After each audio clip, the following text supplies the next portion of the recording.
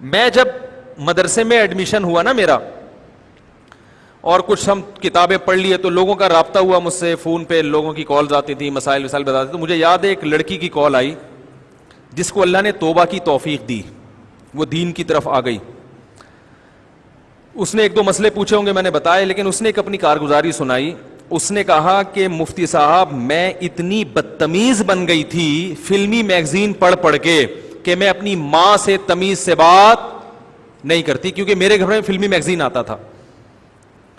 میں نے کہا کیسے بدتمیزی؟ اس نے کہا کہ میں نے ایک فلمی ایکٹر کی کارگزاری سنی, فلمی اداکاراؤں کی, اس میں وہ بھی ہوتے ہیں نا حالات, کیا آپ کو کیا پسند ہے, خربوزہ شوق سے کھاتی ہیں یا آپ تربوز آپ کو زیادہ اچھا لگتا ہے. وہ جن لوگوں کو ان سے محبت ہوتی ہے وہ ان کے ان حالات میں بڑی دلچسپی لیتے ہیں. ظاہر انسان کو جس سے محبت ہوتی ہے وہ پھر ہر ایک چیز اس سے, ایک فطرت ہے کہ انسان چاہتا ہے کہ میں اس کو دیکھوں وہ کیا کرتا ہے, کھاتا کیا ہے, کتنے آم کھاتا ہے, کتنے خربوزے کھاتا ہے. تو کہہ رہی میں اس کی کوئی ایکٹر تھی اس زمانے کی بڑی مشہور, تو وہ میں اس کے حالات پڑھتی تھی, تو اس میں اس نے اپنے حالات بتایا, میں یوں ہوں میں یوں ہوں. تو اس میں ایک بات یہ بھی تھی کہ میں کسی کو لفٹ نہیں کراتی, میں اپنی پرائیویٹ زندگی خود گزارتی ہوں, اس میں کوئی رشتہ دار ہو, دوست ہو, کوئی میرے ساتھ یعنی کوئی بھی, یعنی خلاصہ اس کا یہ, میں کسی سے تمیز سے بات, اب میں اس کو وہ اتنے لپیت الفاظ میں بولوں, یعنی اس کا حاصل یہ تھا کہ میں کسی سے تمیز سے بات نہیں کرتی, یعنی بڑوں سے, کہ میرے بڑے بھی میری پرائیویسی میں, میری ذاتی زندگی میں ان کو مداخلت کی اجازت نہیں.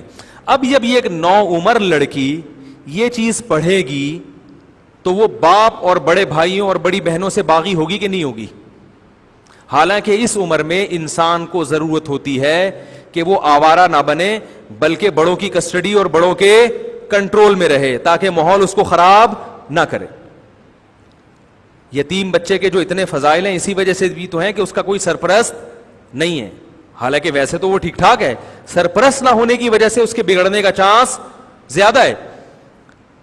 اب وہ اداکارہ نے جو انٹرویو ریکارڈ کروایا اس نے تو کروا دیا, لیکن یہ جو بچی تھی اس نے تو مجھ سے رابطہ کر کے اپنی کارگزاری سنائی کہ مجھے تباہ کرنے والا کون تھا, وہ میگزین. پھر یہ مدرسہ البنات میں گئی ہے نا, لڑکیوں کے مدرسے میں, وہاں اس کو پتا چلا کہ ابا اماں سے کیسے بات کرنی چاہیے. تو اس نے وہاں کیا سیکھا ان فلمی میگزین سے کہ میری پرسنل لائف ہے, میں اپنی لائف جیسے چاہوں گزاروں, کسی کو میری لائف میں ٹانگ اڑانے کی, دخل اندازی کی اجازت نہیں ہے.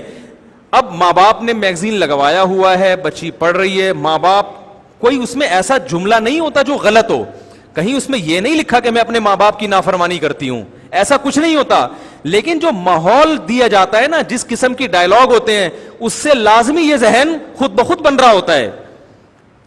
بچوں کو یہ سکھانا چاہیے کہ بیٹا تمہارا تجربہ کم ہے, تم اپنے اتنے خیر خواہ نہیں ہو جتنے تمہارے والدین تمہارے خیر خواہ. یہ بھائی اور بہن, یہ جو رشتے ہیں یہ بڑے قیمتی رشتے ہوتے ہیں, یہ ہر وقت تمہارے کام آتے ہیں, ان سے ہمیشہ بنا کے رکھنا, کوئی کام ان کے مشورے کے بغیر نہ کرنا. بچوں کو تو یہ سکھانا چاہیے نا, ان سے ادب سے بات کرنا, ان کا تم پر احسان ہے, لہذا ان سے کبھی ظلم زیادتی ہو جائے تو برداشت کر لینا, یہ زندگی کا حصہ ہے, یہ سکھانا چاہیے نا. کیا ہو گیا بھائی, سکھا کیا رہے ہیں؟ کسی کو اپنی ذاتی زندگی میں مداخلت کی اجازت, پر ٹھیک ہے محلے پڑوس والوں کو نہ دو, لیکن باپ اور ماں سے زیادہ کوئی خیر خواہ ہو سکتا ہے؟ وہ پاگل ہے, انہوں نے پیدا کیا تمہیں اور کھلا پلا کے تمہیں اتنا بڑا کر دیا, اس لیے کیا کہ تم جب پرس اٹھاؤ منہ اٹھا کے گھر سے باہر نکل رہی ہو, بتانا بھی تمہارے لیے ضروری نہیں ہے کہ میں کہاں جا رہی ہوں. تو وہ باپ رکھے گا ایسی بیٹی کو گھر میں؟ بولو نا بھائی, وہ باپ نہیں ہے. پھر وہ کہے گا میں خانسامہ ہوں, جس نے تمہیں گھر پرووائڈ کیا ہوا ہے تمہاری خدمت کے لیے, کہے گا پتلی گلی سے نکلو, یہاں سے دفع ہو, یہاں سے. لڑائیاں ہوں گی گھر میں, جھگڑے ہوں گے, ڈپریشن کے مریض بنیں گے لوگ. تو مجھے اندازہ ہوا, دیکھو ایک اداکارہ کا ایک ڈائلاگ, ایک جملہ, اس نے ایک لڑکی کو کس قدر بدتمیز بنا دیا. اپنے ماں باپ کا, اس کے ماں باپ اس سے پریشان تھے, لیکن الحمدللہ وہ لڑکیوں کے مدرسے میں عالمہ بننے کے لیے اس نے ایڈمیشن لیا اور اللہ نے اس کی حالت کو, بولو بھائی, چینج کر دی.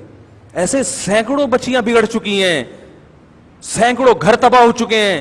ہمارے پاس رپورٹیں نہیں ہوتی, لیکن ڈرامے اور فلمیں لاشعوری طور پر گھروں کو جوڑنے کے بجائے توڑ رہے ہیں, تباہ کر رہے ہیں.